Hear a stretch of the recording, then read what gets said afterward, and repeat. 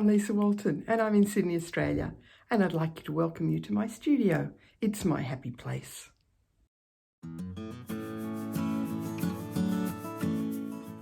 It was originally 2 bedrooms and we knocked the wall down between the 2 rooms. It never looks this tidy, but I tidied it up especially for you. I'm running out of space on my bookshelf, but as you can see, it has all the Sakura classics, and possibly my bookshelf looks exactly the same as many of yours. We all love the same things, don't we?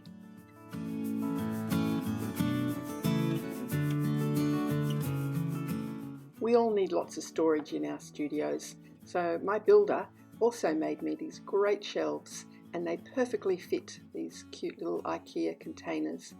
And one day I got excited and actually started labelling them, but as it goes, some of these change over time, don't they? And have you noticed it doesn't matter how much space you have, you never have enough. This is my trusty thermofax machine, which gets a lot of use.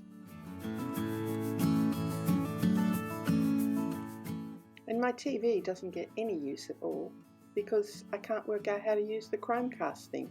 It worked once. Any ideas, anybody? I have a great work table. It's a bit bigger than the 72 by 36 inch cutting mat which I have on it. There's also a pressing or ironing mat that I also use, as you can tell, for a bit of stamping and stenciling. I like to get it nice and messy and then I use the fabric again later one day. The only problem is it's about 3 or 4 inches too tall, but unfortunately that's the height of the drawers underneath and I can't do anything about it. I don't really have a stash because I tend to paint or dye fabric to order when I'm making a quilt, but I do teach a lot of surface design and these are my samples. So I have a drawer full of about 10 or 12 inch samples, one for greens and blues and one for pinks and purples. These are samples from my felting and stitching classes. They're usually a little bit tidier than this, but it's hard to do one-handed.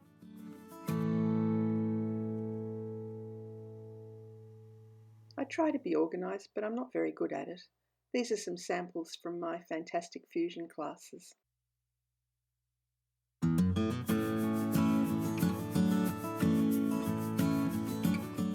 Some of the drawers just contain random fabrics. These are either fused fabrics or painted silk organzas that I've used in previous projects. Around the corner I have a selection of paints and printing inks that I use in the studio. I'm definitely a Bernina girl. I have a Bernina 770 sewing machine and a Q20 quilting machine. I love them both. I'm a bit of a thread hoarder, so these 2 chests of drawers both contain lots of threads, beautifully labelled of course. But why is it that even with so many threads, sometimes you just don't have the right colour? I don't think I'm going to run out for a while. I bought these polyester threads in a Japanese shop a few years ago. They're great.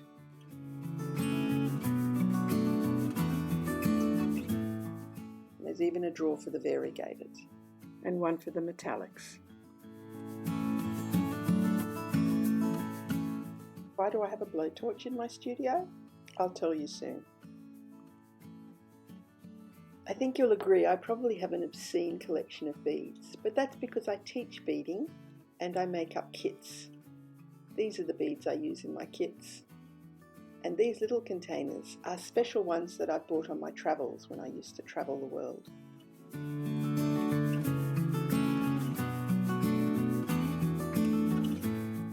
Even random drawers for things like quilting rulers, but I'm not very good at ruler work yet, but I still have lots.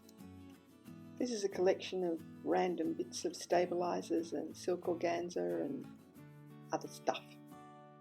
This little sign was painted for me by a girlfriend when I had a really big project that I just felt I couldn't do. And I was really touched that she did this, and I look at it every day.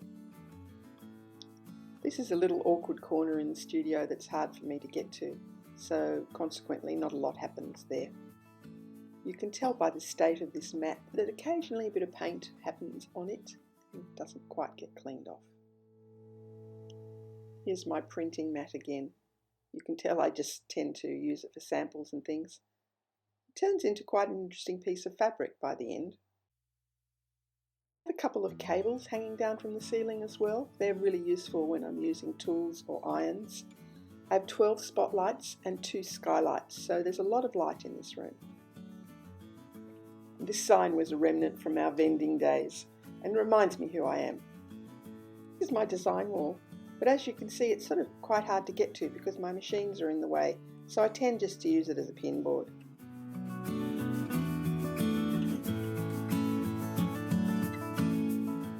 And back to the beginning again. This is my setup for virtual teaching, and it works really well. It's not really a cage, it's just holding up that shelf. The iPad sits on that shelf and then looks down below, and I can zoom in and get really close images. I now do live Zoom classes as well as on-demand classes, and they're proving really popular, which is great. Here are a couple of samples from the current ones.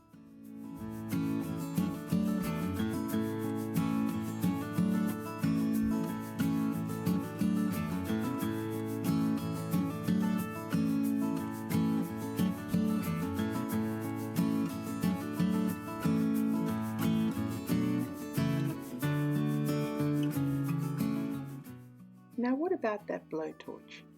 Well, I think it's really good for artists to look at other ways of creating art. And for the last few years I've been playing around with jewellery making. So every now and then I move my sewing machine and turn that table into my jewellery making desk. Here are some of the pieces that I've created recently. I work primarily with found objects and copper and brass, and I'm just about to start venturing into silver, but that's a bit scary. You'll find some of these on my website for sale if you're interested. And when I've done that for a few days or weeks, I tuck it all away under my table. I do try to be neat sometimes.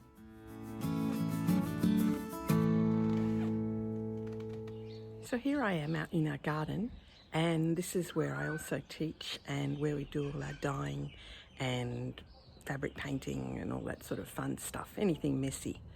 And it's really lovely out here, and if you listen carefully, you should be able to hear some of our local birds.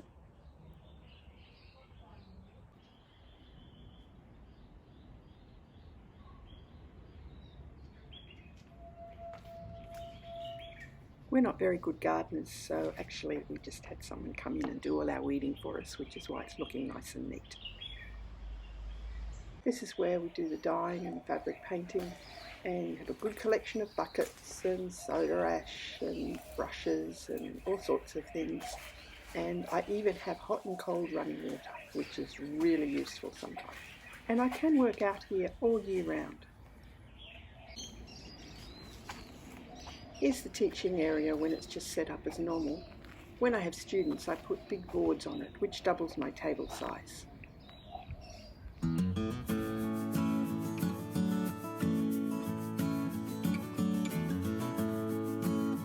I can usually get 8 students out here, and we have a really good time. And so here are some shots from some of my classes.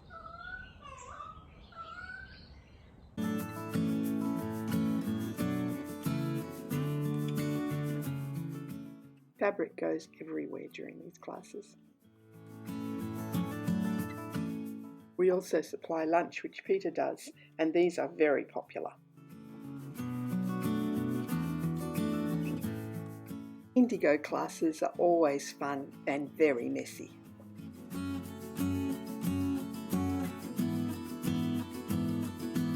During this COVID period, I started interviewing really interesting quilters. It's been fascinating to learn more about how they do their work.